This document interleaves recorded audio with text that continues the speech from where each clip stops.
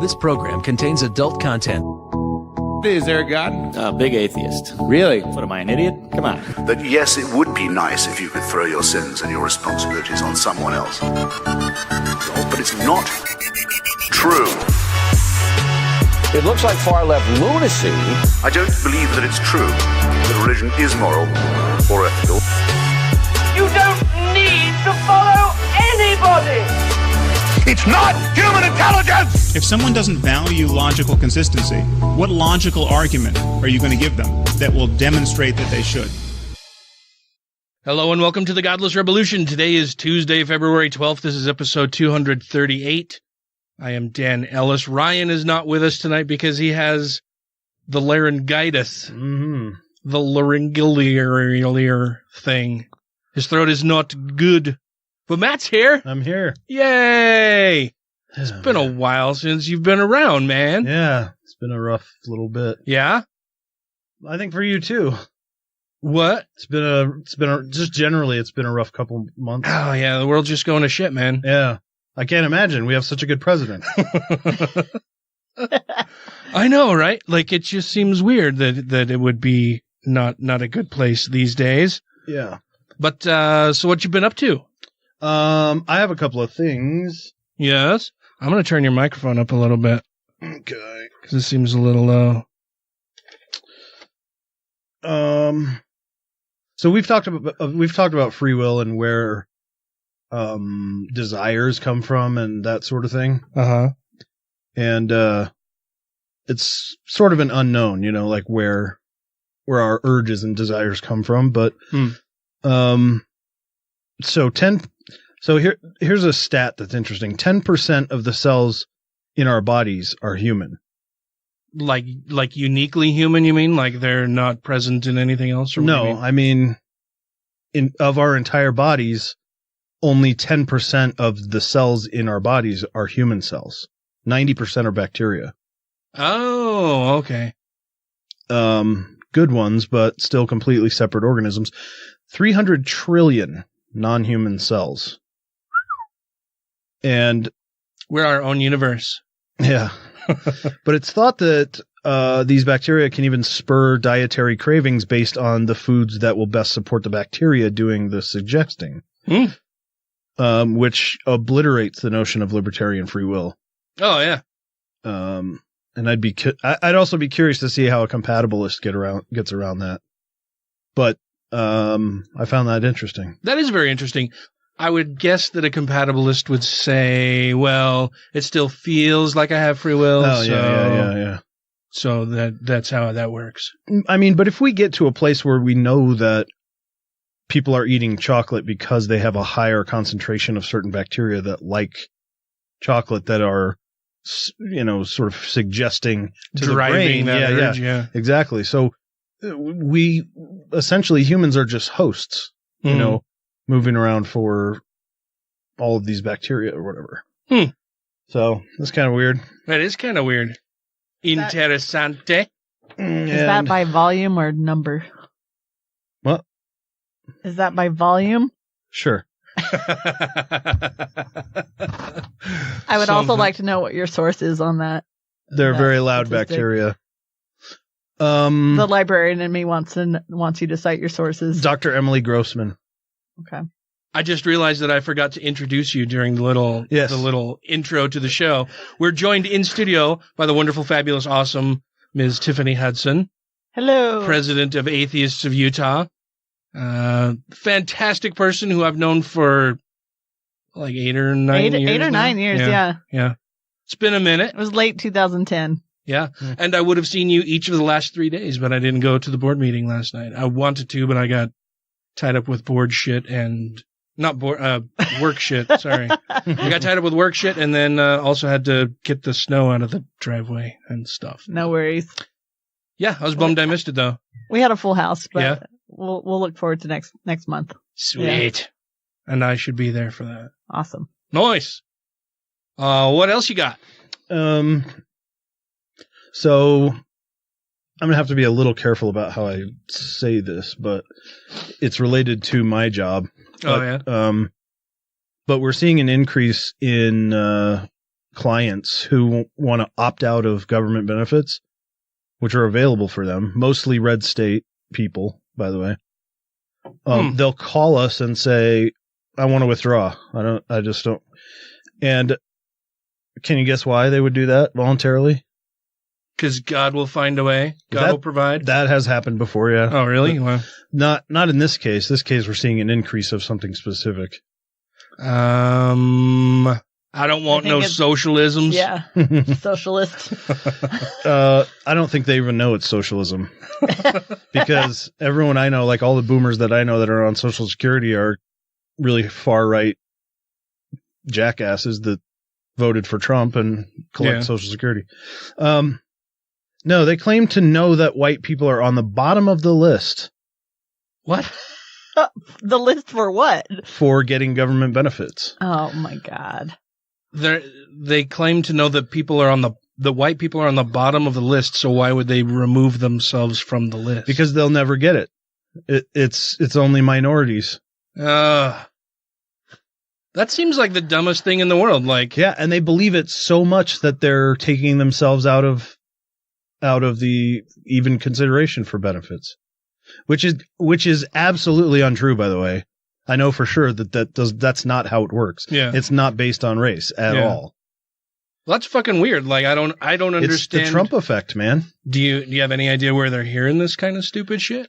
Yeah, I think it's from Trump. Yeah. Fox News. This victimized, as much as the right complains about liberals being too sensitive and soft or whatever, triggered. Yeah, they do the exact same thing about different things. You know? Yeah. They just happen to not care about humans. They care about, trucks and guns and all that stuff. But the second you start talking about, well, I don't think you should own a gun, they'll get triggered as fuck. Yeah. Well, and they hate identity politics, but they identify as Christians, as Republicans, as Trump supporters, as rednecks, they have all kinds of things that they choose to identify with. But I don't like identity. As a Christian, I don't like identity politics. Yeah.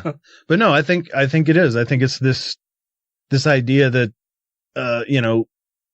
this extreme xenophobia and affirmative action or whatever, but I think it's Trump is really pushing this idea that white people are, or people who support Trump, like Richard Spencer and those guys, that white people are really, taking it in the ass because, I don't know why they think that, but anyway, they believe it really. They really believe it because they're so hard, bro. Themselves, yeah, yeah, because they're removing themselves from the thing. It's crazy. But that's the dumbest thing ever. Like, if you honestly think that you're at the bottom of some list and it's because minorities are at the top of the list ahead of you, why remove yourself from the list? I mean, then it just becomes a self-fulfilling prophecy, sure. Right? Like, yeah, I'll probably never get benefits, so I'm not even going to keep my name on the list of any potential of getting benefits. Yeah, yeah. That's fucking stupid. Sounds like somebody who would vote for Donald Trump. Yeah, exactly. Like, more for me. Yeah. Damn. Yep. Well, it's nice to have you here in the studio again. Oh, thanks, man. I've missed you, for sure. And what have you done over the last week, ma'am?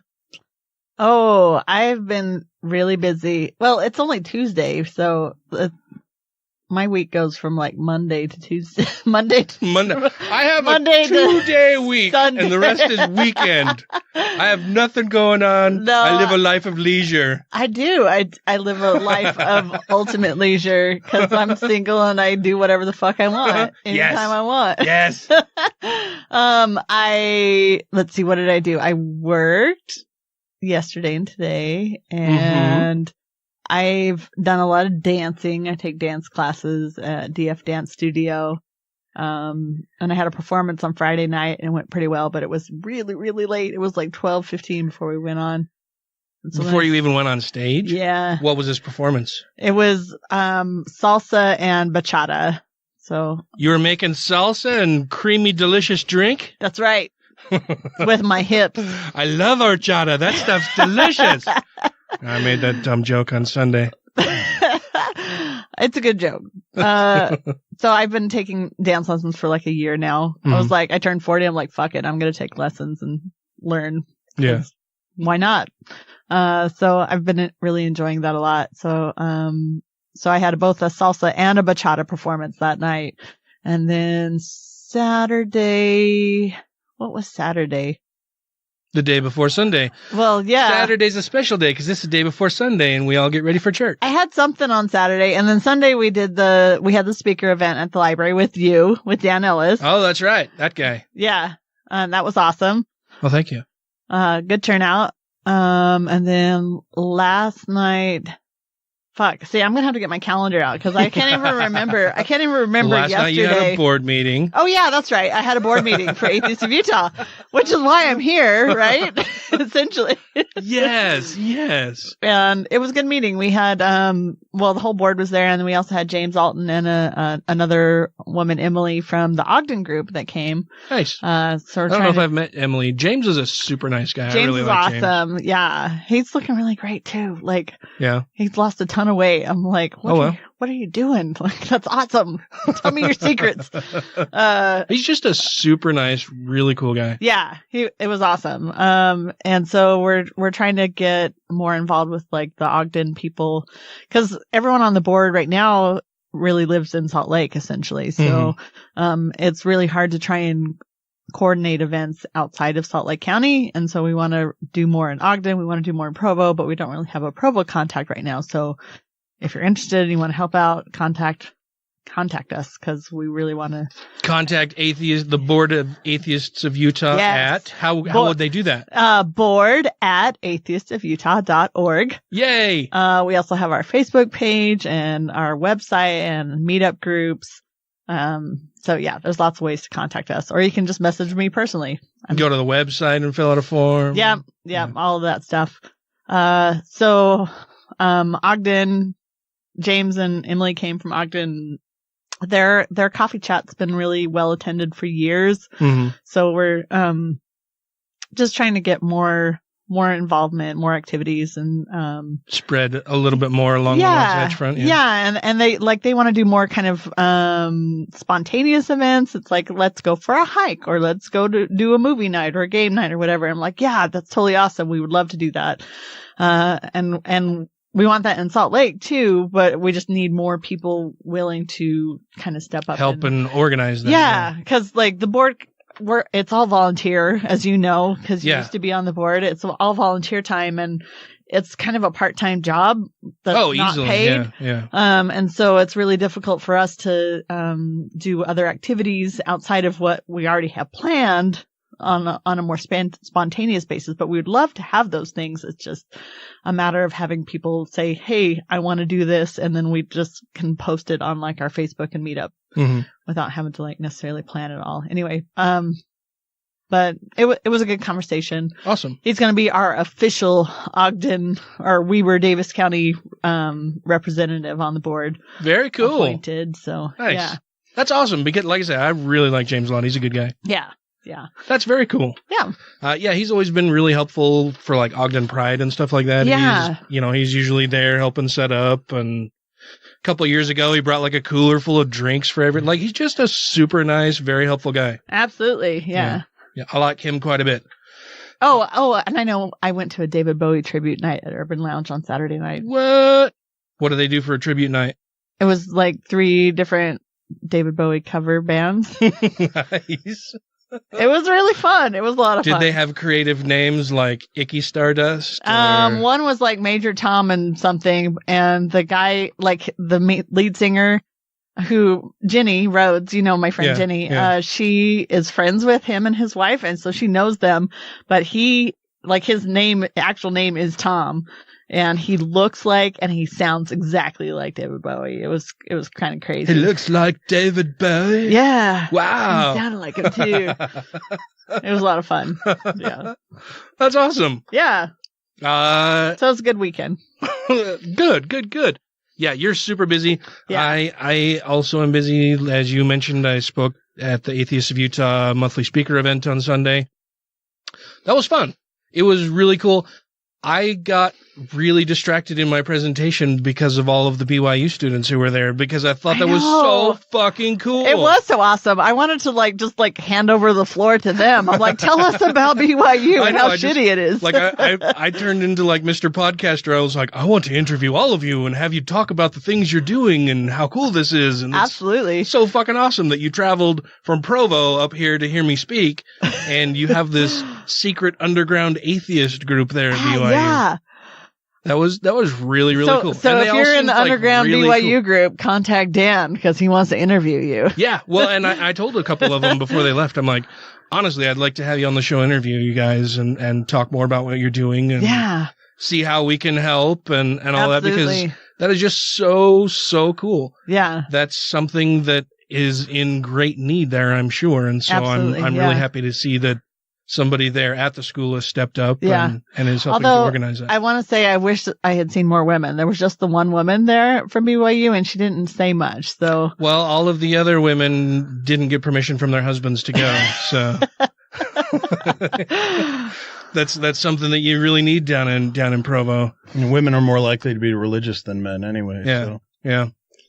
Yeah, I guess. Which is always, I think it's always weird to me. And they're the ones who support the church the most, like through all of the organizing and, bake sales and all of the social and charity work that goes on. That's all organized primarily by women. I wonder though if it's more just a function of like the social aspect of it and like being like, it could be part of the community and like wanting to have like that emotional connection with a community than it is of actual belief.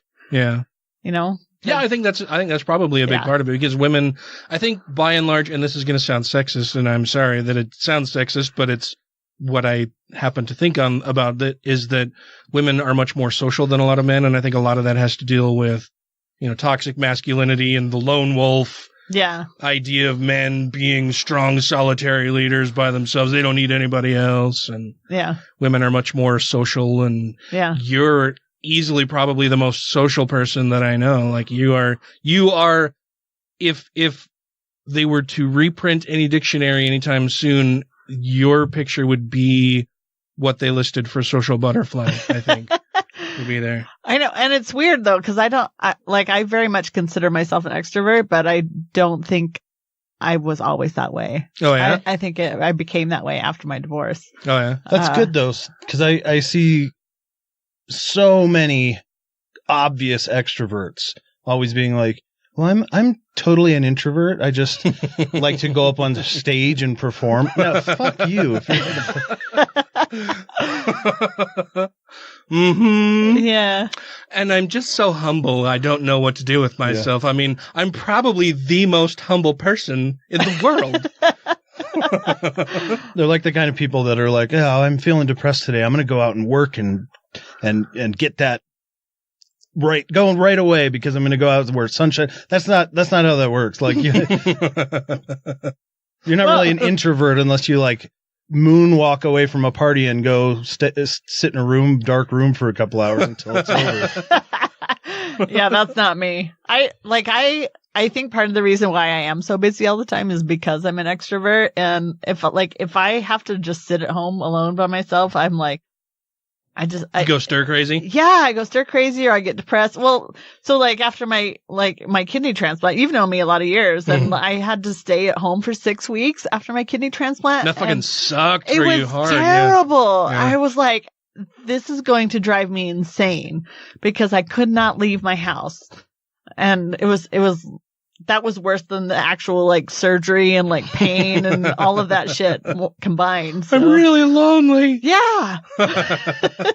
Well, we got you a Chromecast and did, and that was awesome. And I love my Chromecast. I still use it, but it doesn't substitute for going out and being with people and having conversations. No substitute for having conversations with real people. Yeah.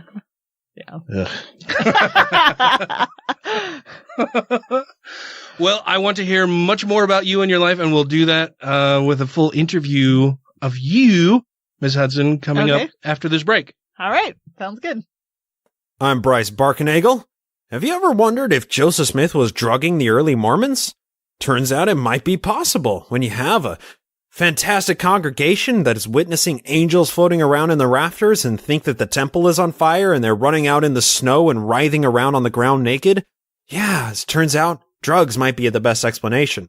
Be sure to check out my Sunstone Symposium presentation on the Joseph Smith entheogen theory by punching that into any YouTube browser. And thank you so much for checking that out, and be sure to check out the Naked Mormonism podcast. This is the Godless Rebelution. I don't like him. The priest.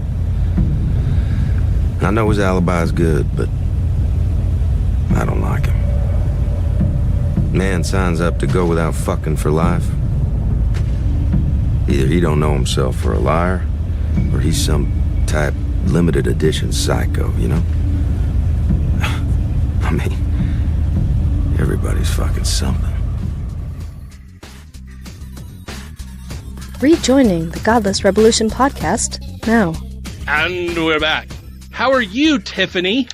I am excellent. Awesome. I'm so glad to have you here in the studio. I wanted to have you on the show for quite a while, but you are so busy. I am. That it's like, well, I can't this day or that day, or Tuesdays are bad for me, and yeah. You just described my dating life, and like, I'm like, I'll go on a date with you, but it has to be like 3 months from now, so. I'm sorry, my dance calendar is just completely booked. Literally, it's my dance calendar. I do salsa and bachata, so. And ballroom now, too. Oh, wow. Yeah. Mm. Yes. I would be lost without my Google Calendar. It's my savior. So, tell us a little bit about yourself. Where did you grow up? You're not a native Utahn. I am not a native Utahn, and I'm very proud of that. Not that I don't love Utahns. Fuck Utah. But yeah, I'm not from Utah. Although, funnily, so much better where you're from. Well, no, I wouldn't say that. I grew up in Oklahoma. So I was born in Montana, but I don't remember it because I was a baby when I moved from there. And then we moved to a very, very small town called Talihina, Oklahoma. Talihina? Talihina, Talihina. Where is that in relation to Oak City? I have no idea where Oak City is. Oklahoma City. This is how I know where it's in relation to. It's about 45 minutes from the Fort Smith, Arkansas. Okay. So from the Arkansas border. Fort Smith's right over. All right. That was the city, in quotations, city. Gonna go into the city? That we went to if we needed to go shopping or whatever. So like the small town that I lived in, Talihina, we had about 25 kids total in the entire grade level. And I knew everybody. Wow. Yeah. It was very, very small town. Well, then you move somewhere large with 500 people in the same grade level and you still know everybody, so. True. So, I grew up there in the small town. I was raised Episcopal, but we went to a Catholic church because they didn't have an Episcopal church in Talihina. So my parents. Does that work? Kind of. That counts? It has a very similar mass. They all believe in God, right? It's the same thing. Yeah, it's similar. It's just so, like, we'd go to Catholic church, but then on the way home, my parents would be like, so this part you don't have to believe, and this part you don't have to believe. Like, don't worry about these parts. Like, oh, that's interesting. Yeah, like, premarital sex is not a sin. Masturbation isn't a sin. Like, don't worry about these parts. We want you to use birth control. Like, birth control is a good thing. Use it when it comes to that time. We don't want to be grandparents right away. Exactly. Yeah. I mean, I was 10 or something when I was going to the Catholic church, and I had my baptism and my confirmation, first communion at the Catholic church, and then so when I was 13 in 1991, I think we moved from Jackson to the big city in Jackson, Wyoming. Or we moved from Talihina to Jackson, Wyoming. I'm going to Jackson. Yes. And Jackson, Wyoming was a little bigger. My entire grade level had like 120 kids in it. And they did have an Episcopal church there, so that's where I had my confirmation. Oh, it was a big city then. Yeah, big city. They actually had a movie theater. Well, Talihina had a movie theater for like 2 years before. How many screens? Before it accidentally burned down. Accidentally, in quotations. a lot of stuff burned down in Talihina because accidentally. Yeah, because it was an accident, but they got to collect insurance on it. Oh, okay. It was that kind of a small town. A depressed economy, people low on funds, business isn't going well. Yeah. Mm-hmm. So Jackson, the theater there, I think had like 3 screens. Ooh. Something like that. So I moved there in the middle of my 7th grade. We moved there in February, and it was so fucking cold when we moved there. I was not prepared for that. Because it was like negative 20 degrees in February, and it was really bad. We didn't have winter coats or snow boots or anything. We weren't ready for that. Yeah. And I went from like what I thought was a big fish in a little pond to like small fish in a big pond. But Jackson's still pretty small pond, but yeah. But it had more opportunities. The school was a lot better. So I was there from 91 to 96, graduated high school in 1996, had a scholarship to come to the University of Utah, academic scholarship. So I moved here in 96. Did you apply anywhere else, or was there like a program at the U that you were interested in and applied for that, or like I'm curious to know why from where you were to come to Utah. So my parents got divorced, and like I would say like my sophomore, junior year. And they can do that as Episcopalians, but not as Catholics. They shouldn't as Catholics anyway. Yeah, so my parents got divorced, and then my mom is the one who actually moved instead of my dad. So I stayed in Jackson with my dad and my brother until graduation, but my mom had moved to Salt Lake. And so like I had come and visited her during the summer. So I did apply to other schools. I applied to University of Wyoming and got accepted, but it's Wyoming. I mean, I love Wyoming, but I don't really want to go to school in Wyoming. But I had a full ride scholarship to come to the U. I applied at a few other places. Honestly, don't remember if I got accepted at those. I know I did a pre-med program at Johns Hopkins because I was like type A, straight A student. And really, I thought I was going to go into medicine. And that's actually what I started studying at the U. I did 3 years of pre-med. Then you're like, blood and guts, you gross. No, it wasn't that. I actually volunteered at the hospital for like a year, and it was awesome. I got to see all kinds of cool surgeries and stuff, but I ended up having my hypertensive crisis when I was like 19, and my blood pressure was like 300 something over 120. And Jesus Christ! Yeah, I was dating my ex-husband. Like I'm gonna stroke out any minute. Pretty much, yeah. I was dating my ex-husband at the time. This was my 2nd year in college. I just thought I had migraines, and so I went to an Instacare, and they took my blood pressure, and they gave me a nitroglycerin on the spot, and they're like, "Take her to the emergency room." Damn. This is the shitty part. So I've been overweight my entire life, but then they said, take her straight to the emergency room. Don't stop at McDonald's on the way there. I'm like, motherfucker, fuck you. I'm like, I'm sitting here puking my guts out and I'm about to die. And you think I'm going to stop and get like food at McDonald's? I can't fucking eat anything. Anyway. We're fucking bastards, man. Yeah. I'm not bitter or anything. Anyway, so I went to the University of Utah emergency room. They gave me drugs to like bring my blood pressure down, which it did, but then it dropped it too low and like half of my body went numb, and then they had to give me more drugs to bring it up. And I was in ICU for a week, and then they were doing all kinds of tests and stuff. And that's when they finally discovered I had kidney disease. They didn't know exactly what kind of kidney disease, but just something was wrong with my kidneys, and that's why my blood low pressure kidney was function. Yeah. So because your kidneys control a lot, they control like your blood pressure and water and like all kinds of stuff. Did you stop the doctor and all get together for a prayer or something actually effective? No. I think I was too fucking out of it at that point. And I actually, at that point, I didn't really identify as an atheist yet. Because I was just dating my ex-husband at that point, who, by the way, I met at the Episcopal campus ministry at the University of Utah. Oh. So we met through church. So is he an atheist? I don't know what he is now. But I would say, so we got married in the Episcopal Church in 2000 after living in sin together for 3 years. I've clutched my pearls so hard just now. I know. My very conservative Episcopal grandmother did not like the fact that we were living together, but she was from Baton Rouge, Louisiana. There's like two factions of Episcopals. There's like really conservative Episcopals. I was going to say, most Episcopalians I know are fairly well, in Utah they're pretty progressive and liberal. It's not a, I hate to say this, but it's a pretty liberal religion as far as religions go. Because they're like, you can doubt. And well, Grant was Episcopal. Yeah. Grant has an Episcopal background. Like the priest that did our premarital counseling was a gay priest, and the bishop for Utah was a woman. So as far as religions go, it was like pretty liberal. Kind of like the Mormons.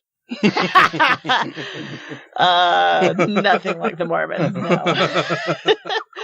And I realize I'm like jumping all over right now. Oh no, you're fine. I'm just following you. Yeah. We ramble and we jump all over the place. Yeah. So, and see, now I've lost my train of thought. Anyway, so we were married. Kidneys, I think. Yeah. Kidneys and your ex's religion. And, So, I was in ICU for like a week, and then they couldn't really figure out exactly what was wrong, so they just put me on medication, and to control my blood pressure. So I was doing that for many years, like 10 years. But my ex-husband and I were married in an Episcopal church, and then we kind of stopped going after about a year, I would say. And I would say most of our marriage, we were atheist. So, we didn't go to church.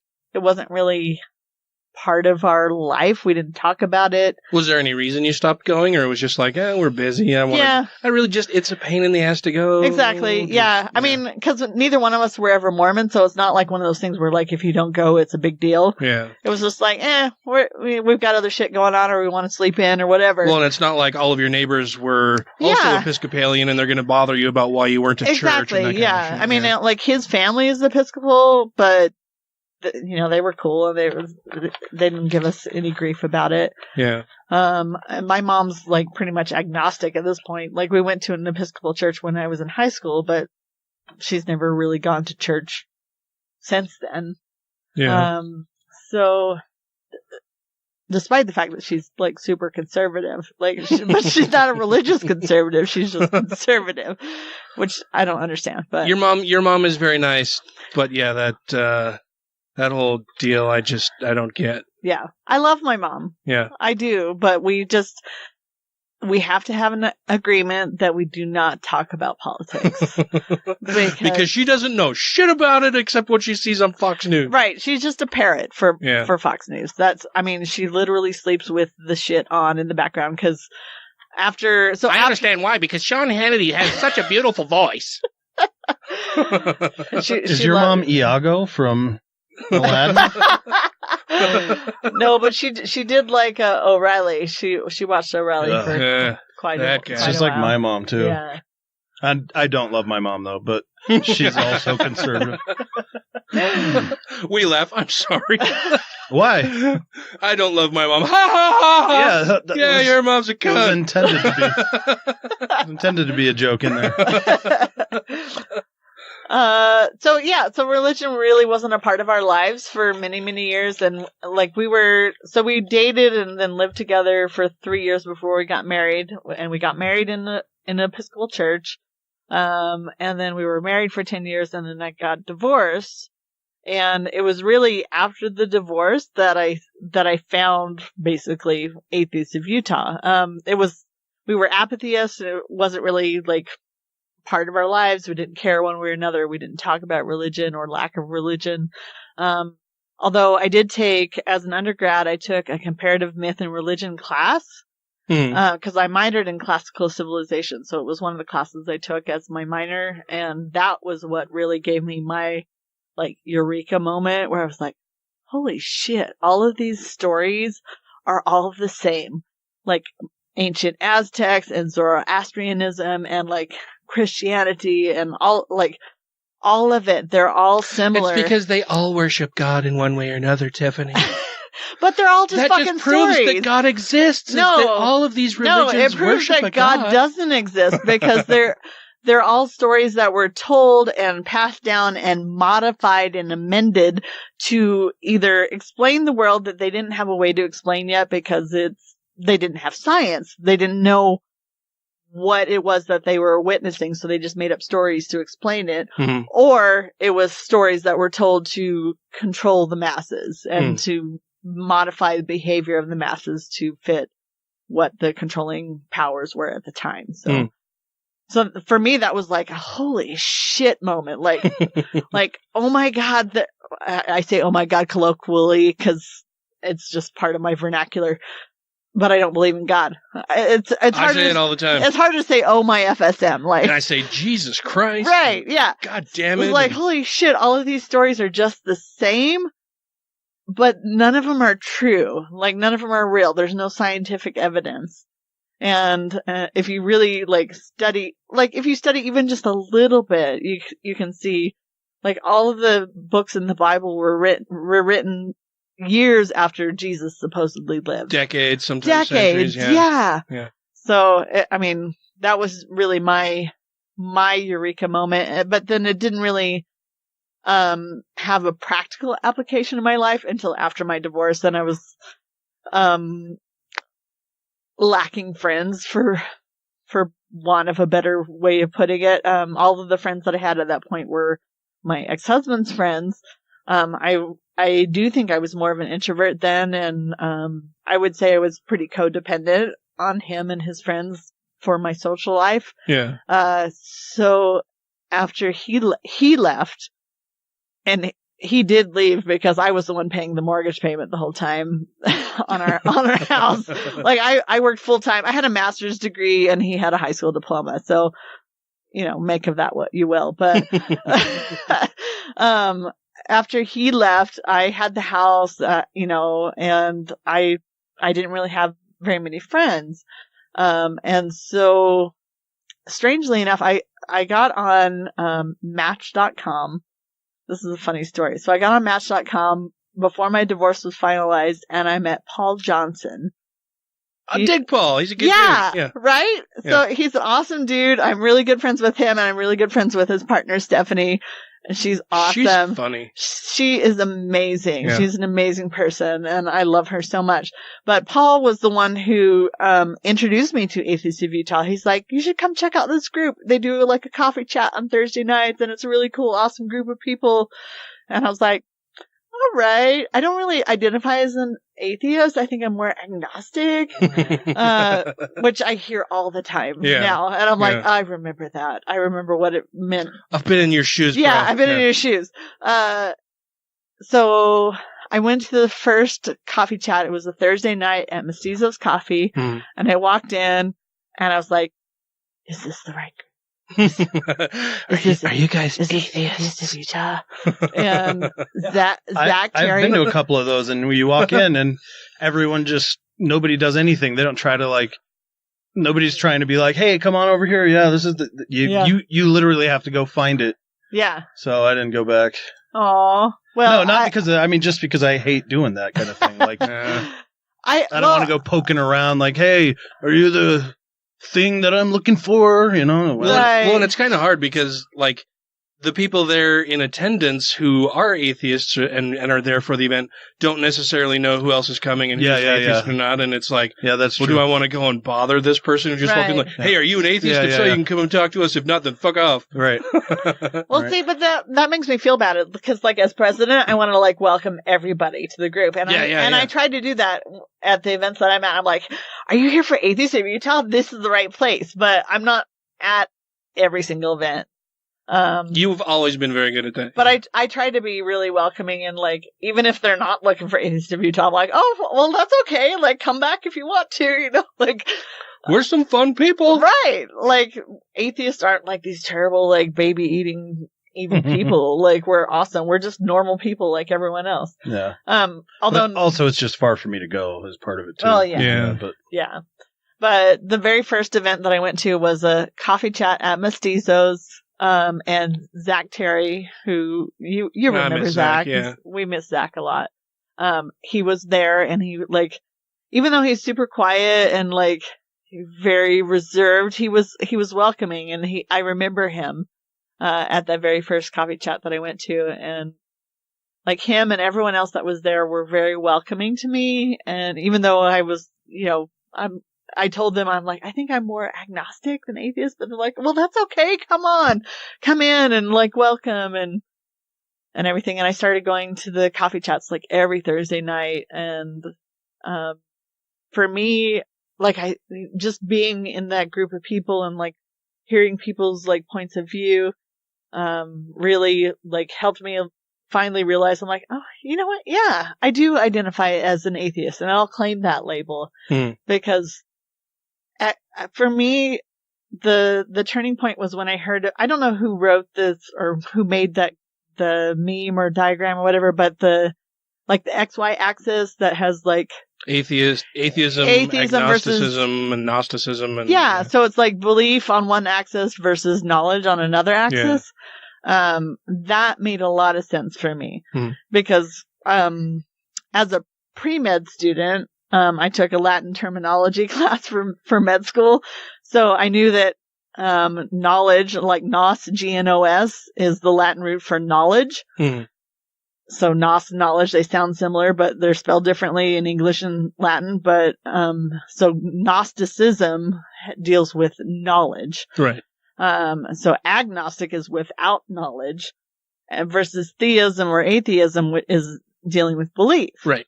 So for me, I very much identify as a strong agnostic atheist because I do not believe there's a God. Like 100% do not believe there's a God, but I would say I'm agnostic in that belief because there is no proof one way or another. It's always interesting to me that the highest percentage of Gnostics are theists. Yeah. That will walk around, I know there's a God. But how? How do you know there's a God? Because there is no proof. I know. That's the worst position to take, is the Gnostic theist. Well, and I would say that I'm a Gnostic atheist as far as, and we've talked about this a little bit on the show before, that for every God claim that I have heard thus far, I'm a Gnostic atheist as to those claims for whatever belief people have in a God or gods. Yeah. That I would they're all easily disproved. Yeah. Even Vishnu? I would say I'm on the far end of the spectrum as far as agnostic. I mean, I can't put a percentage to it, but like I'm agnostic as to the possibility of there being some creator. Yeah, I'm like, there's maybe like 0.1%, possibility that there is a creator there, but there literally is no proof. And and you have to prove it. You can't prove it negative. So like really the onus is on the believers to prove that. Yeah. So. But I think any of the Omnimax gods are already just everyone can be Gnostic atheist about them. Yeah, because that's just a ridiculous idea that isn't even possible. Yeah, and it doesn't make sense with the world we're in either. Yeah, unless it's a bad god. Yeah, unless it's an evil, malevolent god. Yeah. Right, and that's possible. But that doesn't fit with the Omnimax because he's all loving. Right. Yeah. So all loving and all knowing, and then why would you do that? There's paradoxes in there. Yeah. So Yeah. So and it's weird because like when people say, "Oh, I'm agnostic," and I always have to bring this up. I'm like, "Are you an agnostic theist or an agnostic atheist?" Because agnostic doesn't describe you. Yeah. Like that's like it's a bullshit excuse. It's to me using the term agnostic is just a throwaway. It's used in order to placate people who are believers or people who you think may be believers and may reject you if you say you're an atheist, right? So you can say, well, I'm agnostic. Well, right. Okay, but like you said, are you an agnostic atheist or an agnostic theist? Right. Because really that doesn't tell me what you believe about the existence of God. And to be accurate, I think most people, when they say that they're agnostic, they're probably more apatheist than agnostic. Like they don't care really one way or another, so they don't think about it enough to know what their stance is. There's a pretty big chunk of them though that are like hyper arrogant. It was like, nobody can know. yeah. Nobody can know either way. That's why I'm here in the middle, in the rational position. I wouldn't be able to go so far as to say I know there isn't a God. Yeah, we don't either. For everything. Well, it's funny because. Yeah, I think I agree with you that I think it's a really arrogant position, but a lot of the time one of their defenses that they'll use for it is to say, well, to say that you're an atheist, I think is an arrogant declaration. Yeah. Well, okay, no. But aren't you being arrogant in saying that you think you're better than anybody else who would claim otherwise? Like, that's always bothered me. Well, and I don't think I'm arrogant about it. Like, so I'm not like a super firebrand atheist, as you know, but I do have a definite belief. Firebrand atheist? I don't know. I'm not even like. They're the ones who wear capes. Right. I'm very open about my atheism. I don't hide it at all. Like, I talk about it when I'm at work. I talk about it with friends. I talk about it with people that I just meet. You're one of the most open people about it that I've met, honestly. Like, I know you're not a firebrand, but you're not at all afraid to use the term either. Exactly. To whomever you're speaking. Exactly.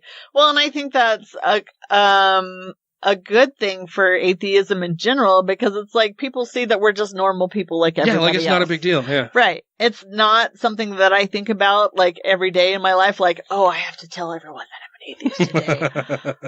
I am. That's part of who I am. Yeah. And for me, it's more like, it's like I'm right-handed. I'm an atheist. Yeah, exactly. And they can see that, I'm a normal, good human being. I like to think I'm a good person. I'm on the fence about that. About me or you? No, I think I'm a normal person. I think you're one of the most kind and caring people I know, for sure. Thank you. I try to be. Like, for me, I also identify as a humanist, because I think people are awesome. Oof. Or they can be, like. Most people are awesome. I think most people are well-intentioned. A good number of people. At least a dozen. I think I'm more optimistic than both of you. Yeah. Oh, for sure. Sometimes I wish I could be in a mind like yours. It would be interesting to see how you see things, because it must be sort of fun. Right? It must be sort of fun. Right? I mean, if you have this outlook that, like... You had Matt talking like Christopher Walken there.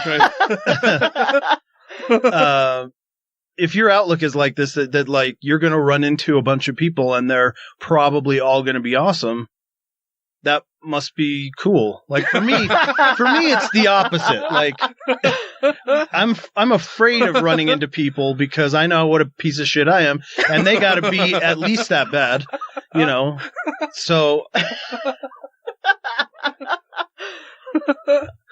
it would be interesting. I think you're a good dude, Matt. Yeah, I think you're a good dude too. I think a lot of people who think that they're pieces of shit are not pieces of shit. Yeah. Well, there's a biochemical thing happening there for sure, but yeah. It just would be interesting to. I don't think have the butterflies in my life. Yeah, I don't think it requires religion to be a good person. Yeah. Like, I hate it when people ask, like, well, where do you, like, how do you know what's right or wrong, or where do you get your morality from? I'm like, because I'm not a shitty human being. Like, whatever doesn't hurt other people is good, like, and to some extent, I would say I'm kind of like a live and let live atheist. Mm-hmm. But if religion in any way like impacts people or has an influence, or like if they try and impose that religion or those beliefs on other people, then that's a shitty thing. And that's really difficult in Utah, because there's zero separation of church and state in Utah. I mean, it doesn't exist. And as much as we fight for it, it will be many years coming before that exists in Utah specifically.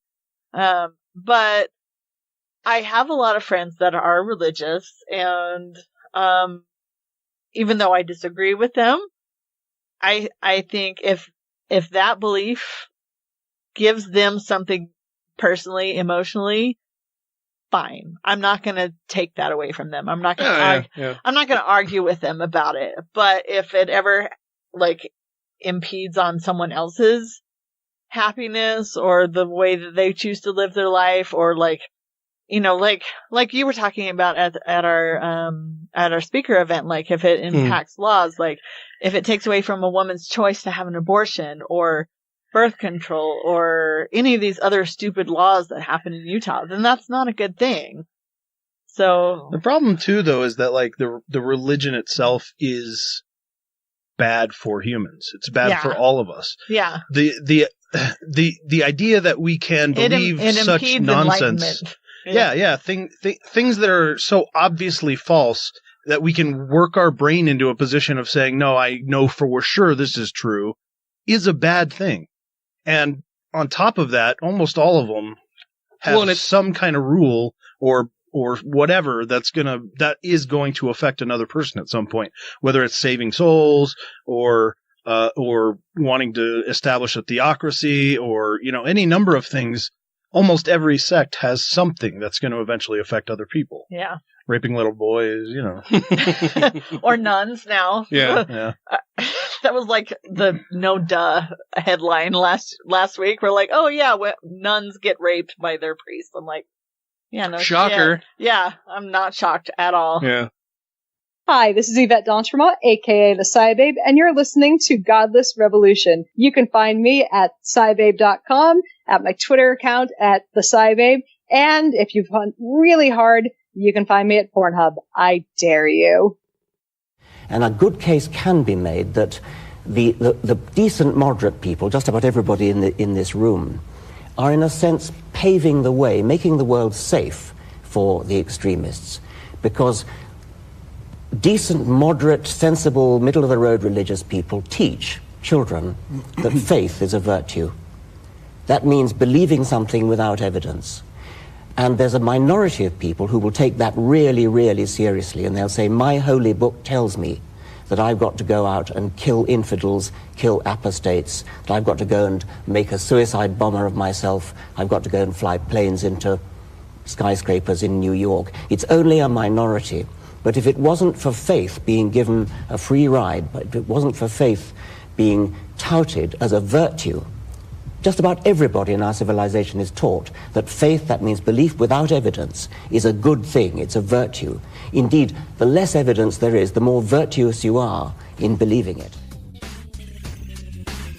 If you have questions, comments, concerns, compliments, corrections, criticisms, or concepts for content, contact the show via email at godlessrebelution@gmail.com, by text or voicemail at 330-81-REBEL, or Twitter the twatter at TGR Podcast. Thank you!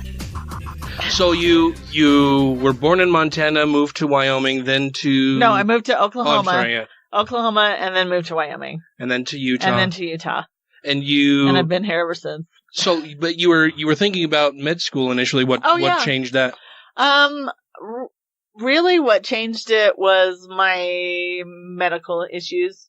Because I ended up in the ICU for like a week while they were doing all kinds of tests trying to figure out what was wrong with me, why my blood pressure was so high. And it was like in the middle of finals week. And, I mean, I passed my classes, but, it was kind of like, you need to reduce your stress. And for me, it was a lot of stress trying to like, cause I'm a type A personality and I was always a straight A student. And I was like, I can't handle like this right now. Because, and I also felt like, I really loved going to the University of Utah, but I felt like the classes that I took were more focused on how much you could memorize and just weeding people out than it was on learning. Which really just left a bitter taste in my mouth. Sometimes I think, maybe I should have stuck with it, and, well, where would I be if I had stayed and gone to med school or whatever, but, life happens. Shit happens. See, and I've known you all these years and I didn't know any of this, but I for whatever reason, had it in my mind that, she's always wanted to be a librarian. No, I didn't, actually. So what turned you on to library science? So I started working part-time, like 10 hours a week at the Sprague Branch Library. This was in 1998. Mm-hmm. Before that, I had just had part-time jobs at like I lived in Austin Hall on campus at the University of Utah. This was before the Olympics. So Austin Hall doesn't even exist anymore. It got demolished when they built the new dorms up there. And so I lived there for about a year and a half, and then I moved in with my ex-husband. And then I worked at Blockbuster Video. Nice. Yes. And then I was a manager there for a little bit, and I worked at I worked at Flower Patch Floral first, and then at Huddart Floral, and then I was working part-time, at the library too. I had like 2 part-time jobs, and I was going to school full-time. And then when I started at the library in 98, I was like, this is fucking awesome. I like to say I literally fell in love with my job because it was like, this is it. This is what I want to do. I don't want to sell shit, but the library, it's like free and open access to everything you could possibly want. It's open access to information, entertainment. There's no censorship. It was just like this like world opened up, and I was like, this is what I want to do. I don't care about anything else. I just want to do this. And so because I had decided I didn't want to do pre-med anymore, even though like I really loved the sciences, and I had taken like biology and chemistry and genetics and I had taken all these courses. I was 3 years into my pre-med program when I decided to finally like not do that anymore. And then I tried out English for a little bit, but because I've always loved reading, I've been a reader since I was like 3 years old. And I tried out majoring in English for a little bit, but then that kind of took the love of reading away from me because I didn't want to analyze the shit out of it. Because then you're constantly editing in your mind everything that you read. I was like, I just wanted to enjoy what I was reading. I didn't want to have to analyze it and write about it. This sentence structure is awful. Punctuation, please. Yeah, so I was like, I don't think that works. And then I started working at the library, and all they needed was a bachelor's degree in anything. It didn't matter what it was in order to move up. And I had taken Spanish in high school, and I had taken 2 years of allied hours credits for biology. So for a science major, for a bachelor in science, you had to have 2 years of a language. And so I was taking Spanish because that's what I took in high school. And so I'd had a couple of years of Spanish credits already under my belt. And I was like, well, you know what? It wouldn't really take that much more to get a degree in Spanish. So that's what I ended up doing. I mean, I went on a study abroad to Chile in Valparaiso and was there for a month living with a host family and learning Spanish.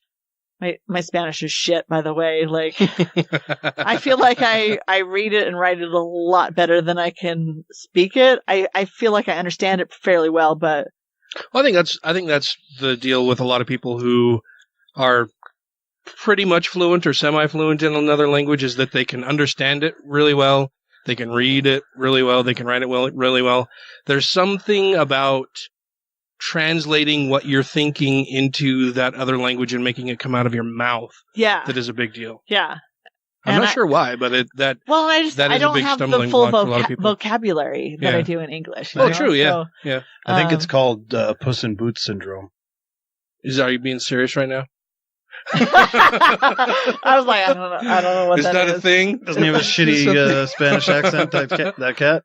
Oh, no, that's a real Spanish accent. That's Antonio Banderas, right? Yeah, shitty Spanish accent. He just made it shitty on purpose. No, I don't know. Okay, right. He is the Puss. The Puss in Boots. Yeah, so I was just like, okay, this is going to be the easiest thing for me to finish. And that's going to sound kind of shitty because like I had no intention of going into like teaching or anything. I just wanted to finish a bachelor's degree in anything so I can move up in the library, which I did. So as soon as I finished my bachelor's degree, you're eligible for higher positions basically. And I became a circulation specialist. at the downtown library. And then I was in grad school for library science. What is a circulation specialist? That sounds very medical. It wasn't medical. I was essentially assistant manager for the circulation department. And I supervised I want to say 16 aides, which is the entry-level position at the library. So I was doing a lot of training, a lot of hiring, supervision, So circulation, you're talking periodicals and circulation stuff like that, is like checking in and checking out of materials, basically. It's like issuing library cards. So the circulation desk was where people go to check in and check out. So I wasn't doing reference necessarily, but it was like clerical work, basically. Oh, okay. And then I was still working full time, and then there was a year before the master's program that I attended started. So I have my master's degree from Emporia State, which is based in Emporia, Kansas, and they had a Utah cohort. So, let's see, I finished my bachelor's degree in 2004. It took me 8 years to finish my bachelor's degree because I took a year off. I was married. I got married in that time, and then I took a year off, and then I went back part-time. So it took me 8 years to finish my bachelor's degree. Doesn't matter how long it takes as long as you finish it. And then I took a year before the next master's program started. So 2005. And then it was almost a full 3 years of a master's program. And I was working full time at the library and then taking classes, essentially full time. We'd have 2 intensive weekends. So we'd have Friday night, all day Saturday and Sunday morning for each class. Unless it was an online thing and it was all online, but most of them were in-person, classes, and we had a cohort. So there were other students from the Utah, Idaho area that we take classes with. So I finished my master's degree in 2008. And what was your master's in? It's a master's in library science. Oh. Yes. Well, that seems fitting. Yes. So you fell in love with working at the library. You separated from your husband, met a group of people, the Atheists of Utah. Yeah. So I finished my master's degree in 2008, and then I got divorced at the end of 2010. Mm-hmm. Well, so he left in July 2010, and then my divorce was finalized in November 2010. And I think that December 2010 is when I first started coming, and you had one of the parties at your house. Yes. It was like the Christmas party, a holiday party at your house in Clearfield. Uh-huh. And that was one of the very first events that I went to. Oh, awesome. Yeah. I had only been to the coffee chat like twice before that. And that's when I met you the first time. So yeah, I mean, that was the beginning of my atheist experience in Utah. Started coming. Woo-hoo! Yeah. Woohoo! So in hearing a lot of the discussions there at the coffee chat and whatever, you decided, oh, hey, I think I'm an atheist. Yeah. What did you have a coming out with your family or anything like that? Or was it just like, not really, because none of my family has ever been Mormon. So it was never like a huge thing. Well, and they weren't like hugely devout. No, none of them were hugely devout. Even as Episcopals, none of them were hugely devout. Like my mom didn't go to church. My dad did, but I think it was a non-denominational thing, and it was just kind of like, whatever. Like, I just would bring it up in conversation, and they're like, oh, okay, whatever. Like, I never had my parents be like, you should go back to church. Well, Jesus is going to be really sad about this. The only, I would say conflict I ever had was when, my ex-husband, I think it was before we were married, my ex-husband and I went to Louisiana to visit my family, my grandparents, that lived there, and my aunts and uncles and cousins live in Baton Rouge, Louisiana. And, we went there, but we weren't married yet, but we were living together. And I remember my grandmother at the time saying, just don't talk about it. because we were living in sin. So she didn't want my cousins, because I'm the oldest of all of the cousins on my dad's side. She didn't want my younger cousins to know that we were living in sin. So I just wasn't supposed to talk about it. Shaking my head. Like, as if it's any of their fucking business anyway. Yeah. So you decide that you're an atheist, start going to more and more in end of 2010 activities and stuff. Yeah. And this isn't the first time you've served on the board for Atheists of No, Utah. this is my second term on the board. So I actually don't remember what year I got elected, because I think I was kind of involved for about a year with activities, because I started the second year when your board term was, because you were on the board, and I started in the second year because your board term ended a year before mine did. Okay. Yeah. So I've served 3 years on the board before, and I was an events coordinator and secretary and treasurer those 3 years, and then all the bullshit happened. Yeah. Which we don't need to go into, but there was a lot of drama. There were dark days. The dark times. Yeah. And then I came back, I don't know, maybe like a year later, and I volunteered to help out as like volunteer coordinator. So I wasn't officially on the board, but I was helping. And I did that for, I don't know, maybe a year or two. And then just decided to run again this past summer and got elected for a second term on the board in July. And because most of the other people that were running for the board were really extreme newbies to the group, like they hadn't been part of the group for more than like 6 months. Because the way the board elections work is you don't run for a specific position, you just run to be on the board. You run for a spot on the board, yeah. And then once everyone on the board is appointed, you, as a board, the 5 members of the board decide what positions to hold. And I was like, probably because I've been involved with this organization for so many years, I kind of know what's going on. I kind of know what's going on, and maybe I should be president. Like, it's not that I really wanted to be president, because I don't. You didn't storm in and say, "I'm gonna be the president, motherfuckers." No, but for the good of the organization and continuity and that kind of shit, like, I'm like, I'll do this. I kind of know how the shit works. Yeah. Although sometimes I feel like I don't know what the fuck I'm doing. But... Oh, I think everybody who has served on a board actually feels that way. Yeah. They'll just never say it out loud. Right. Well, I'm not ashamed to admit that I don't know what the fuck I'm doing most of the time. I think everybody has this sense of this little bit of imposter syndrome, right? Where they're like, I'm pretty sure I could do it, and I'll make it look like I think I know what I'm doing, but honestly, I'm scared shitless and I don't really know what's going on. Well, and I try to do my best, and I love this organization a lot. I don't say that lightly. I really do love this organization, and I owe it a lot. It's hard to explain, but like, I feel like for me, after my divorce, it was the sanctuary in some respects, because I didn't have any friends. Sanctuary! I know, sanctuary! Yeah. I didn't have any friends, really. All of the friends that I'd had prior to my divorce, were my ex-husband's friends. Mm-hmm. So I was like, well, shit, I need to go out and make some friends.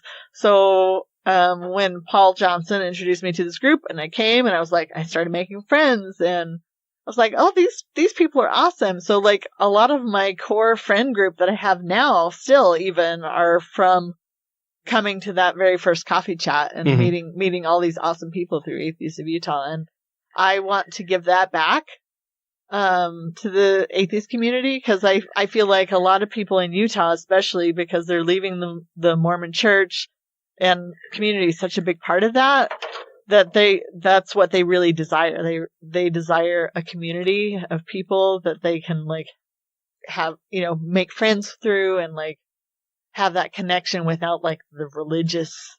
Well, humans are social animals, man. Exactly. So I'm like, I didn't want that to die. So that's why I'm like, I'll run again, because I love this, and I feel like I want to give back to the community, and I really want to make it a strong social organization, and give people a place to like come and meet other like-minded people and make friends. And yeah, I think that's wonderful. And and I'm so glad that you're doing it. I am really, really happy that you're continuing the organization and everything.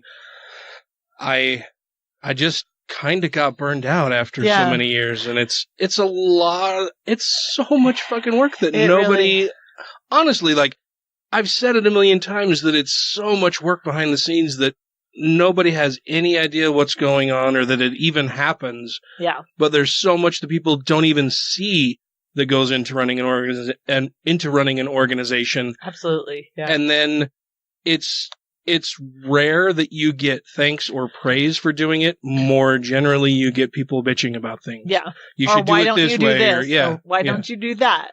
Well, I'd really like you to do this and that. You know what? That's a great idea. How would you like to come and help us do that? Yeah. Yeah. Or why don't you do more activism? Or why don't you do this? And it's like, oh, you don't understand. We don't get paid for this shit. And yeah. And why don't you come? Why don't you do things where I live? Yeah. So, I mean, I guess the takeaway is like, if you want to help out, please volunteer. We would love to have you come help us out, and we would love to do more activities in other areas besides just Salt Lake County. So, yeah. Yeah. It's just really hard to find people who will step up to the plate and actually volunteer and help. Yeah.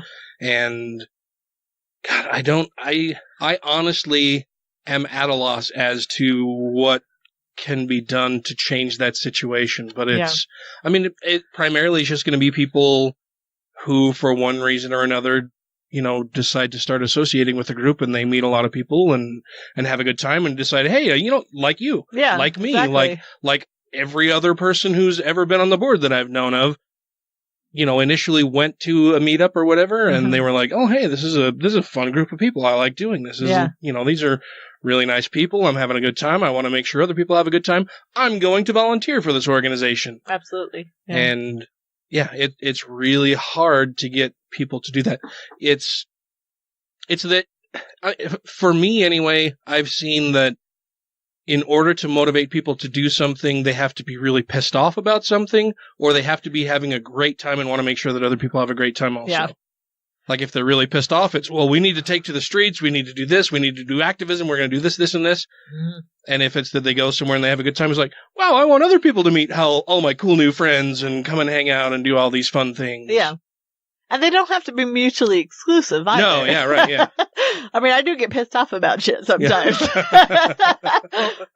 But in general, I do like to have a good time and have my friends have a good time. So, yeah. Yeah, I'm really, really glad that you're doing it.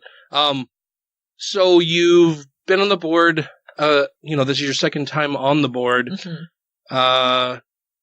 How do you think things have changed over the years, or have they, or what have you seen as a trend, or? I definitely think things have changed. Right now, I feel, so there was a lot of drama happening in Atheists of Utah, a couple of years back, and I feel like that has had a stigma on the reputation of the organization. Mm. And through no fault necessarily of the organization itself. It's just the people involved and associated with it, for one reason or another had a lot of drama going on. And so I feel like attendance is down from what it was when I was on the board last. But I don't think that's necessarily a bad thing.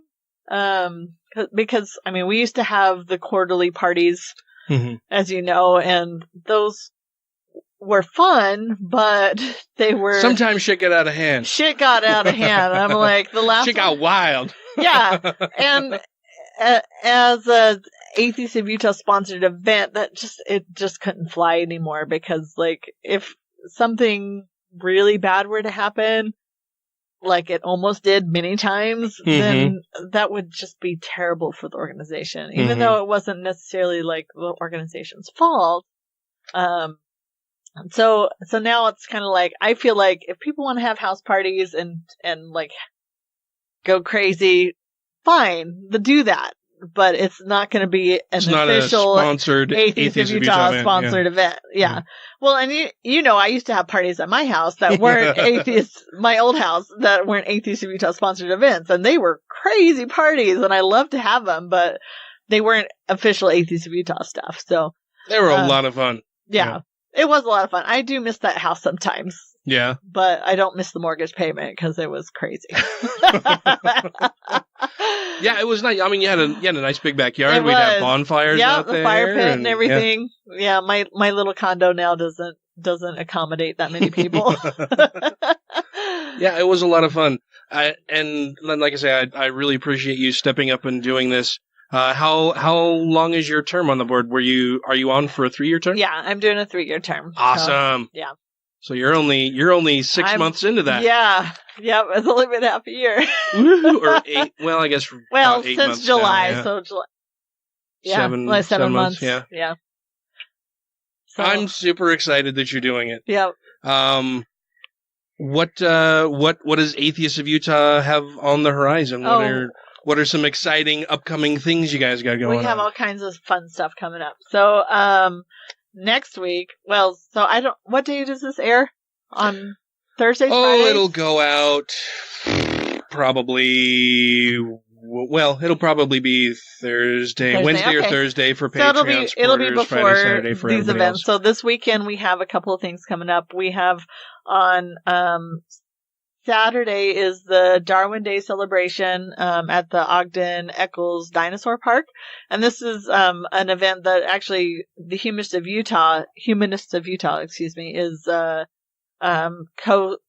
the ones who really planned it and organized it, but they asked us to co-host it, and we were like, we'd love to. So we're gonna be there in Ogden on Saturday from 1 to 5. I think it's cool that it moves around a little bit. Like last year, it was at the Wildlife Utah Game and Wild or Fish and Wildlife. Yeah, something like building, that. Something like I wasn't at it last year, but I know it used to be like at the Union up at the U. And, and then Jeff is the new president of the Humanists of Utah. So I don't know if I met him.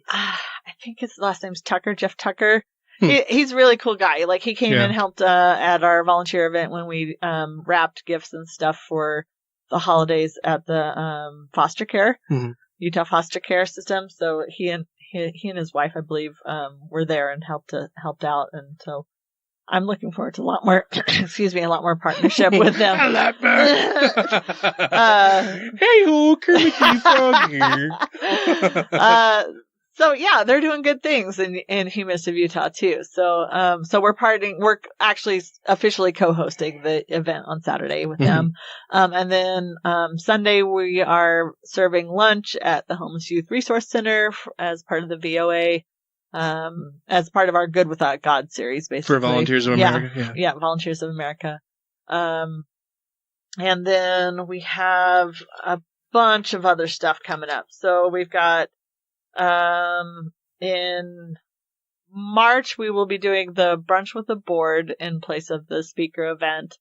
So that's a members only event. So if you want to come and talk to the board and have questions or make suggestions or concerns, like an airing of grievances. Yes. Hopefully it's more feats of strength. Do some leg wrestling. I'll arm wrestle anybody, but hopefully it's more constructive criticism and suggestions and things like that than it is of airing of grievances. But so if you're a paid member, you can come to our members only Brunch with the Board, and we are providing your first breakfast beverage. Woo! Yes. Nice. We can't officially say alcoholic beverage because it's Utah.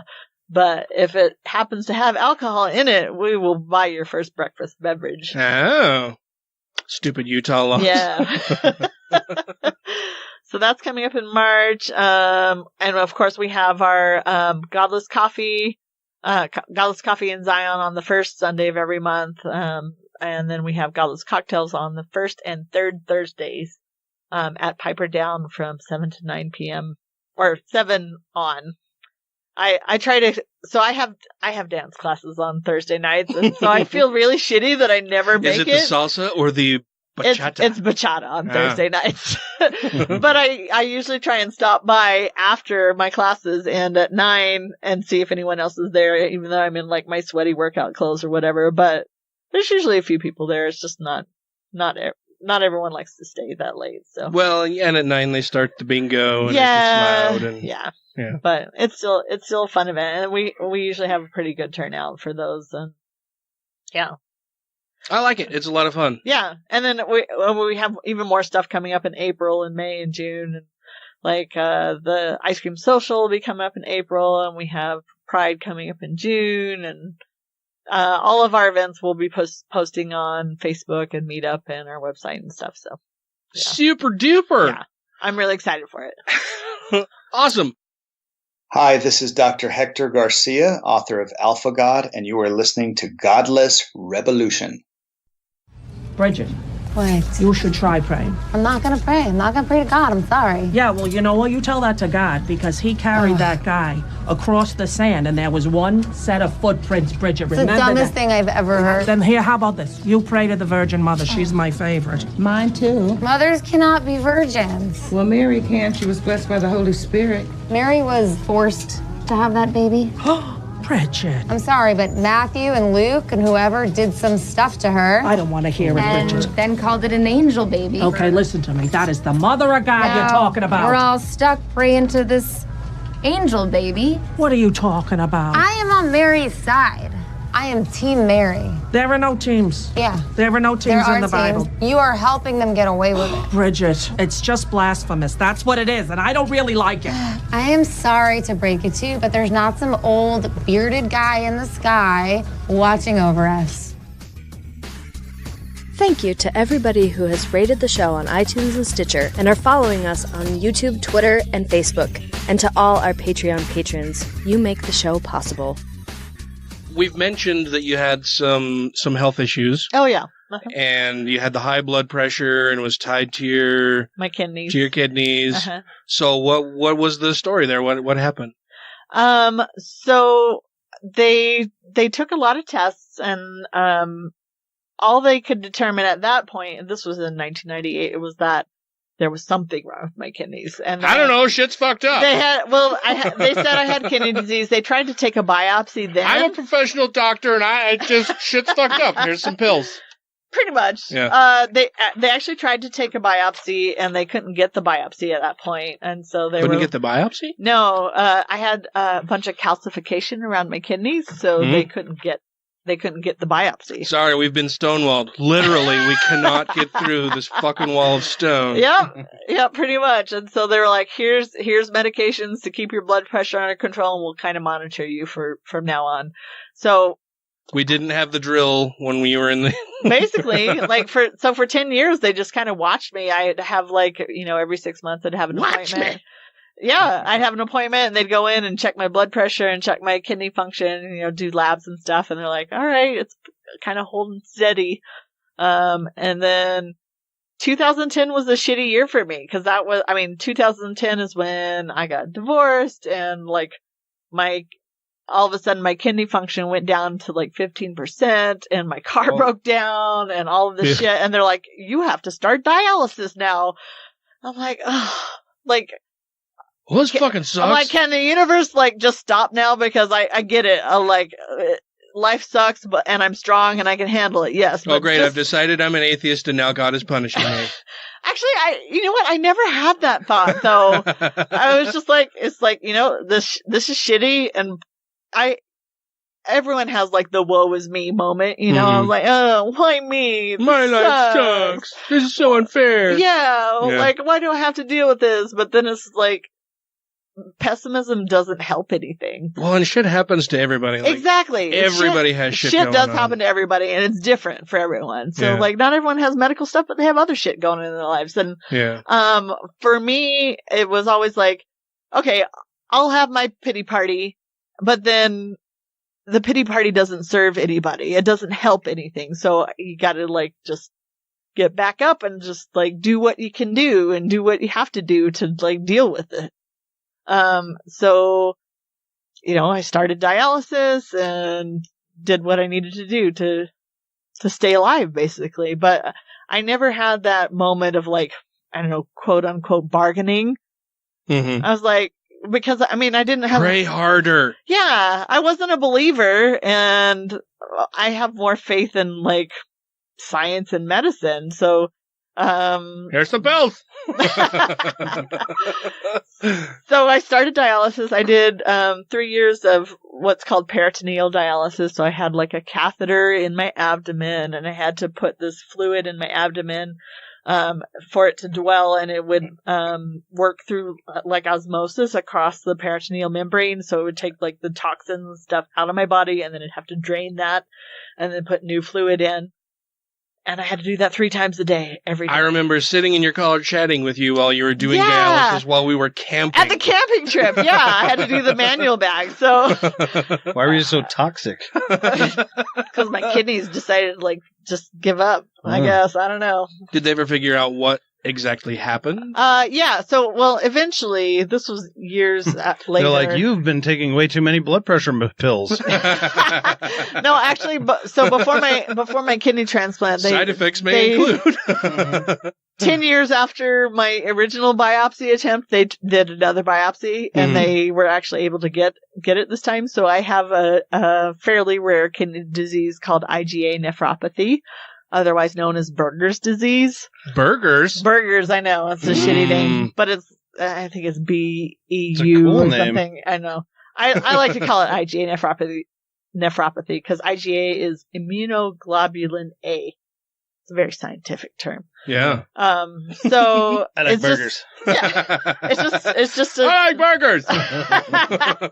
It's just a type of kidney disease. So I'd never had, diabetes or anything like that, which most people assume when they hear kidney disease. Yeah. But my blood sugar every time they've ever tested it has always been like super low. So it's like, no, I'm just lucky, I guess. God fucked up. Yep. Yeah. My DNA just decided that's what I was going to have. So it's a hereditary thing. So I did 3 years of this peritoneal dialysis with the catheter. Overnight I'd have to be hooked up to a machine, and it would do like its thing to filter for my kidneys, basically, because your kidneys don't do the filtering, basically. They don't pull those toxins out of your body, like phosphorus and proteins and Did you ever just try cleansing rinse, Tiffany? Oh God! I mean, got just so a high sick of hearing people colonic, suggest maybe, shit like that. Or just some crystals. Get your chakras aligned. I'm supposed to take mercury and like, oh, have you tried this? Have you tried that? I'm like, no, I haven't fucking tried it. You just need some cranberry pills, and that'll solve everything. I take what my doctors prescribe because they know what the fuck they're talking about.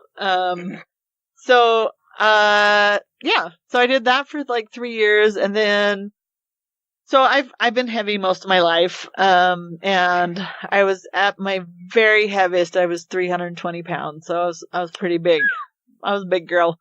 And it was hard to lose weight because I was tired all the time because of the kidney disease and the dialysis. And I was working full time this whole time. So like, why don't you just exercise more? I'm like, because I can't fucking like. Yeah, with what energy? Exactly. And I was doing Atheists of Utah stuff. You got some coke too. I can snort, and maybe then I'll get on this exercise kick. Yeah, and I was doing Atheists of Utah stuff too then. Yeah. And working full time and doing dialysis. Like, I don't have any more to give. But eventually, if you're under 65 and you have end-stage renal disease, which I had, Medicare kicks in. You automatically get Medicare once you start dialysis, and it's your secondary insurance for 2.5 years. And then after 2.5 years, it becomes your primary insurance. So after 2.5 years on dialysis, Medicare became my primary insurance, and then I was eligible for bariatric surgery because my primary insurance before that would not cover bariatric surgery at all. It would not cover any of it. So Medicare covered 80% of that, and so I ended up having the gastric sleeve surgery, and that basically helped me lose enough weight to become eligible for my kidney transplant. So I lost like 140 pounds, Yeah. I'm pretty proud of that. I haven't kept all 140 off, but I've kept most of it off. And I became eligible for my kidney transplant, and I got on the list, and 9 days later, after being on the transplant list, after being eligible and on the transplant list, I got the call for my kidney transplant. Because they had just barely changed the laws prior to that to incorporate time spent on dialysis as part of your waiting time. So I had been on dialysis for 4 years because I did 3 years of peritoneal and a year of hemodialysis, where I was driving to the clinic 3 times a week and being there like 5 hours a day. Joe, I can't come to the board meeting tonight. I've got to go in for dialysis. Exactly. Yeah. And I remember that. Excuses, right? I was like, I don't have any patience for people that like have other excuses. I'm like, fuck you, man. I worked full time and did dialysis and all this other shit. Like, you can volunteer for something if you really give a shit. Yeah. After you just said everyone has other shit going on in their life. Okay. Yeah, I know. I mean more like people who like abuse like their sick leave at work. Like, I'm calling in sick because I don't feel good today. Something wrong with my eyes. I just can't see coming into work. Yeah. I got a tummy ache. Which I know people like that. So. I've got a ski sickness. Yeah. Ski sickness? Yeah. Fresh powder, bro. So yeah, I mean, I got my kidney transplant. It will be it'll be 4 years on April 5th since my kidney transplant. And it's going great. I have no problems. Like all of my labs and stuff come back great, and I try and stay active and healthy, and I'm doing. It's part of that whole dance thing. Yeah, I'm doing dancing, and I've been doing like running 5Ks and just trying to keep active in general, and doing Questival. Yeah, I try to take advantage of this. I mean, it really is literally a second chance at life. I mean, I could have died easily. Do you think well, let me ask this first. Do you think that belief or non-belief in an afterlife has affected you one way or another in this particular aspect of your life? Oh, definitely. Because I don't believe in an afterlife, that's why I take advantage of every day. Yeah. Or I try to. I mean, we're all human, right? Like, sometimes you just want to be lazy and not do anything. But in general... Those days are the best! Yeah, but... They hardly ever happen, but they're the best! Even those days, it's like appreciating, enjoying just not doing anything, right? Yeah. Like... I don't believe in an afterlife. I don't believe there's like any sort of reward or anything after this life. So every single day is important. And, I try to value every single day for what it's worth. And sometimes they're shitty days and sometimes they're great days, but every day is a day that you get to experience because there is no afterlife, in my opinion. So you got to enjoy it for what it is. I'll enjoy what I want. All right. All right. You enjoy what you want. But I do have like this, like, I feel like I'm making up for lost time. And I also want to like enjoy every single day that I have because there's no guarantee for me. My kidney transplant could fail at any time. I don't know what the hell's happening. Anyway, and I do what I can to keep my kidney healthy and keep myself healthy and just keep my energy and health up. But, there is no guarantee. So every day is precious to me. That's awesome. Yeah. Do you know much about your donor at all? I do not. Yet. Well, I didn't know if that was like I don't know how the whole donor thing works necessarily. Like, I don't know if that's something that they can give you information if you're curious, or if it's kept, in a secret folder or file. Yeah. So I the only things I know at this point are that it was a man in his 30s. Other than that, I don't know anything. And to be honest, it's something that I want to do. It's a very difficult thing to know how to start to talk to that donor's family, because it's like, you know, this person died, and I want to honor and respect the life that they gave up so that I could have a second chance. And it's just like words aren't sufficient, basically. And so in order to do that, I would have to write a letter to the donor family and give it to the transplant coordinator, and then they would have to ask the donor family if they want to actually receive the letter, yeah. and if they want to send one back. And so it's just a daunting thing. But for me, it is one of the things that I want to do this year. I actually was intending on like New Year's Day. I'm like, today's the day I'm going to write the letter.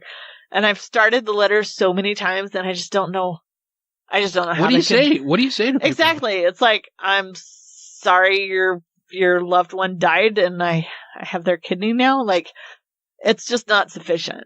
You know, like, there are not enough words to express how grateful I am to. What if you say that? Yeah, I was going to say, maybe that's a good place to start. Just say exactly what you feel about it. Yeah. Like you're doing now. I think that would be good. Yeah, that's true. It's just, I don't know. Yeah. It's a very emotional thing. It is a daunting really thing. hard. Yeah. It's an emotional thing for me, and I'll sure. try not to start crying in the middle of your podcast. But you know me, it's happened. I tend to cry fairly easily. So Ryan cries all the time on here. I've cried a few times on the show. So I mean, whoever the family is, I'm extremely grateful to the person who donated their kidney and their family, and I know that they've gone through a lot of pain. You know, even though I don't know their story at all, it's not an easy thing. So, yeah. But I am super grateful, and I'm grateful to modern medicine and science, because without that, it wouldn't have been possible in the first place. Like, the doctors that finally decided to try it out, like, it was pretty controversial. This was in like the 1960s when the first transplants happened, and like, it was controversial then. They're like, you shouldn't do that. And they did, and it worked. Which is weird. Like, I can't think of any particular objection that would be had other than it just seems icky or God would not approve. Yeah. I don't know. I think maybe the risk was controversial. I don't know. But what can people do in the arena of helping people who are in need of a transplant? What do you recommend people do in order to help other people who may need some type of transplant or organs in the future? Register to be a donor. And it's really, really easy to do. I think you could go on the DMV website, tell your friends and family you want to be an organ donor. Really, that's it. Like, you have to be 18 basically to consent to that, and and just be willing to be a donor. And for kidneys specifically, you can be a living donor, because everyone's born with 2 kidneys. So if you have a functioning, like, if you're both, well, that one's just a spare. What if mine goes wrong? Essentially. I mean, there's a lot of testing and matching and stuff that goes on with being a living kidney donor, and those guys are really, I mean, they're all heroes, but living donors are also superheroes.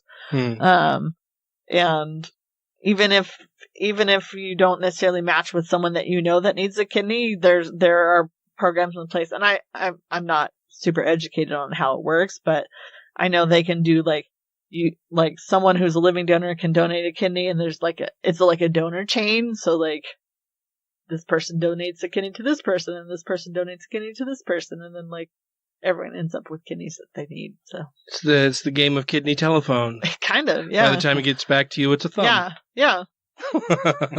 So essentially, I have 1 functioning kidney now, but I have 3 total. Because the 2 kidneys that they didn't remove them? No, the 2 kidneys that I was born with, they don't remove them. They just kind of like disconnect them, so they kind of shrivel Well, up. you're not going to need that anymore. Let's just unplug this. Basically, that's essentially what it does. So, but there's been scientific studies that show if you remove them, it actually increases your likelihood of rejecting your implanted kidney. Really? Yeah, your transplanted kidney. So that's why they don't remove them anymore. Before they did all that, did they try restarting the kidney? Have you tried turning it off and back on again? That's not how it works, unfortunately.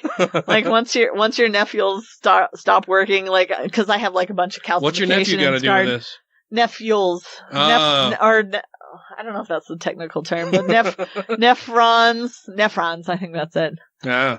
They're like the little bitty parts that are part of your kidneys that like filter everything. Anyway. Yeah, so those don't work in both of my kidneys, and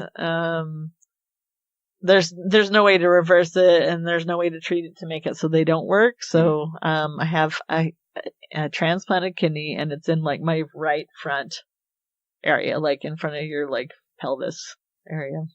My sister, after she shot herself, I've mentioned on the show before that she shot herself with a .22 in the chest, and so the bullet ricocheted all, like hit her spine, and then just bounced her all around her rib cage and everywhere. Mm-hmm. Fucked up a lot of her organs and caused a bunch of damage before finally lodging in her spine and making her a paraplegic. Yeah. But so it fucked up her kidneys, and I volunteered to be a living donor for her because her kidneys were failing. Yeah. She was at like 10% renal function and getting worse. And so I volunteered and was disqualified because I'd had melanomas.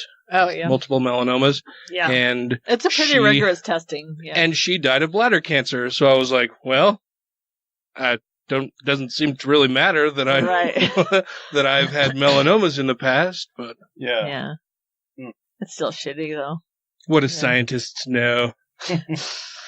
No, that's awesome. I thank science that you're here, man. Yeah, that's fantastic. Absolutely do. And I don't thank God because God had nothing to do with it. It's like science and the doctors and nurses that took care of me and the friends that cared about me and like made sure that I was doing okay. And so, yeah. Well, the thing is, like, if God was real, and we see a ton of examples of people in situations like this that credit him for being saved. He fucking made you with that faulty kidney. Yeah. Mm-hmm. He's the most proximate cause of your misery. Yeah. If you believed in God. Right. But they never look at it that way. It's always just, oh, he's going to help me out. He fucking did that to you. Yeah. I mean, would you give someone credit if they walked in your house and stomped on a baby's toy and then they put it back together again? They glued it back together. What a great fucking dude that is. He super glued this toy back together. Praise this guy. Fucking Larry is the stud of the earth. Like, it's so stupid. It makes no sense, right? Yeah. No, I don't think it does. Oh, fuck, I can't think of what I was going to say. But yeah, it seemed like we've mentioned a lot throughout the show and over the years that it's really fucking weird that religious people go to a doctor. Like, if God can move mountains, surely he can set your broken thumb. Right. Yeah. Oh, or like all the fucking anti-vaxxers. Like, wouldn't God just protect them if they didn't? Yeah, I wonder how many people are anti-vax because they think God would never make something so awful that it would kill my child. Yeah. Well, and we've got the measles outbreaks all over the place now because of that. Yeah. Well, and so because I've had a kidney transplant and I'm immunocompromised because I take immunosuppressants twice a day, every day. It fucking concerns me. I'm like, I don't want to get shit with your. I don't want to get shit with your sick. I don't want to get sick with your shit. Like, when I fly on a plane, like I just went to Seattle for a library conference, I had to wear a mask on the plane because I don't want to get sick from other people. And then everybody looks at you like, what the fuck is she got? Yeah. What is she protecting everybody else from? Yeah, exactly. I'm like, no, you don't understand. I'm protecting myself from you because you're disgusting. Also, library conference. Awesome. Yeah. Yeah. Yeah, that sounds like a blast. Actually, it was a lot of fun. So, I'm a librarian. What? Yeah. Uh-huh. I have been. Actually, I just got my 20-year anniversary at the Salt Lake City Public Library in November. Oh, wow. That's how long I've... 20 years? I know. Really? I don't feel that old, but I've been there for 20 years. Yeah. Wow. So I was... I went to the Midwinter American Library Association conference because I'm on the Film and Media Roundtable committee, and I was chairing the Notable Videos for Adults committee. Ooh, you were chairing I was chairing it this year. I was on the committee last year, and I was chairing it this year. And Notable Videos for Adults is not porn. As much as it sounds like it is, it's Notable not porn. Videos for Adults. Yes. NVA, man. Right. It's basically a bunch of nonfiction films, so they're nominated by both academic and public librarians across the country. We have 9 members on our jury from both academic and public libraries, and we had 63 nominees this last year. So 63 films. I thought you were going to tell me that you had to watch 63 films at this convention or conference. No, not at the conference. We had to watch them before the conference, and it was all volunteer time. We don't get paid for that.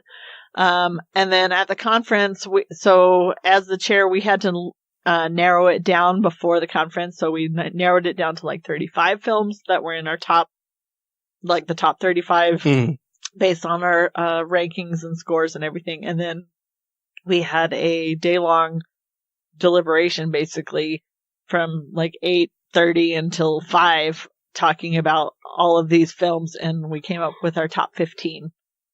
So, and that's what they do. We do that every year. Is that list published anywhere? It is. It's published. It's right now. It's just on the American Library Association.